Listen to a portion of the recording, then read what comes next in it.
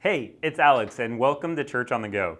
Church on the Go was meant to bring you a little motivation throughout your week, and I love that we live in a day where we can have church anywhere, even right here on social media.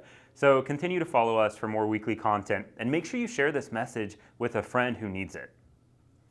Today, I want you to know that you have been chosen by God. Now let that sink in a bit. He didn't just choose the world, He didn't just choose your family, and He didn't just choose me, but He chose you. In fact, He chose you before you were even born. Ephesians chapter 1 verse 4 says that He chose us in Him before the foundation of the world, that we should be holy and without blame before Him in love. Now, many of us know the story of creation. In Genesis chapter 1, God created the heavens and the earth, along with everything else, and on the sixth day, He created people. But before He created any of that, He chose you. You were the very first thought on His mind. Before creation, time didn't even exist, so God had an eternity to think and dream about what you would look like and who you would be. The word chosen means having been selected as the best or most appropriate.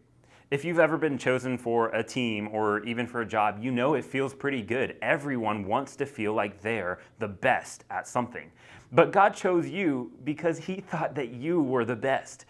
There's nothing that He could have added onto you to make you any better. There's no modifications that He could have made.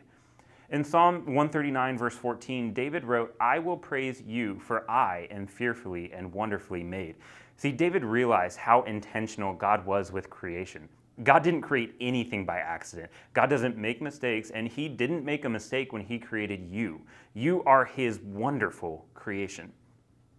Ephesians chapter 2 verse 10 says that you are His workmanship. The way the Passion Translation says it is that we have become His poetry. You see, the Greek word that Paul used for workmanship is the word poema. Sounds like poem, right? Well, the Greeks were well known for their art, and this was a word they used to describe their poetry or a finished product that they had created. You are His finished product, a work of art, His crowning achievement. God put so much thought into creating you. He wasn't rushed, He didn't compromise, and He didn't give up.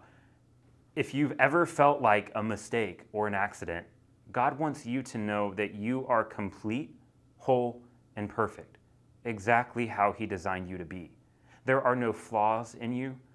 That's a hard one to swallow. If you're like me, there have been times that you've looked in a mirror and you've not liked what you see, but God has never looked at you and been disappointed with what He sees. He's never once regretted creating you. And no matter how many mistakes you've made, no matter what other people think or say about you, and no matter where you're at in life, you have been chosen and created by God. That will never change.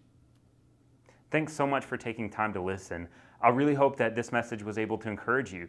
If you would like for us to partner with you in prayer or believe with you for something specific, you can leave a comment or send us a message. We are so thankful that you are a part of One Hope Church. Have a great week, and we'll see you soon.